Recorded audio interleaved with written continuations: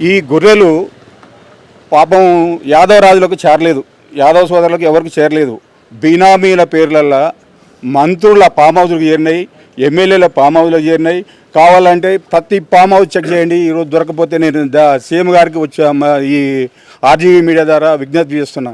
ఎందుకంటే ఈ ఫామ్ హౌస్లో ఉన్న బినామీ గొర్రెలు మొత్తం ఆ ఫామ్ హౌస్లోనే ఉన్నాయి.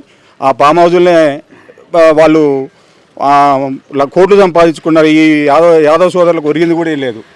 ఇక్కడ లెంకలపల్లి ప్రధాన సమస్య ఒకటి ఉందండి.